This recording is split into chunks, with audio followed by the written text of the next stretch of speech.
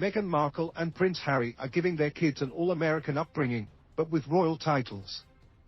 Princess Lilibet and Prince Archie are growing up in Montecito, California. But despite their proximity to the crown, the two youngsters won't live life behind the palace gates. Sharon Osbourne discussed the Sussex children with Piers Morgan on Sky News Australia. "They are fine, but their children don't have any family," Osbourne said. "No grandparents, no aunts, no uncles, no cousins, there's nothing.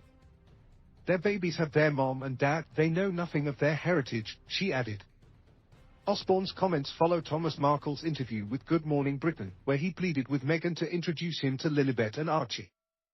"I still haven't seen my grandkids," he said, "and that's what this is about. I want to see my grandkids, and I think the king would like to see his grandkids as well. Put the past behind us, let me see my grandkids," he begged. "In the state of California, I can actually sue to see them, but I don't want to do that.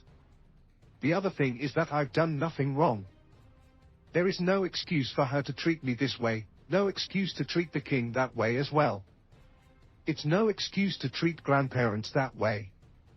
Osbourne and Morgan's opinions of the Sussexes had a negative impact on their professional lives.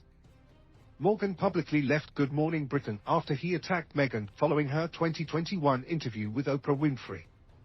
"I don't believe a word she says, Meghan Markle. I wouldn't believe her if she read me a weather report," the commentator said. Though Morgan stirred the pot with his remarks about Meghan, Osbourne defended him during a 2021 episode of The Talk. "It appears that you give validation or safe haven to something that he has uttered that is racist," co-host Cheryl Underwood said. "I feel like even I'm going to be put in the electric chair because I have a friend who many people think is a racist, so that makes me a racist, and for me at 68 years of age to have to turn around and say, I ain't racist. How can I be racist?" Osbourne said. After Osbourne's tantrum occurred on air, she was removed from the daytime show and issued an apology. "To anyone of color that I offended or to anyone that feels confused or let down by what I said, I am truly sorry," she wrote in a statement.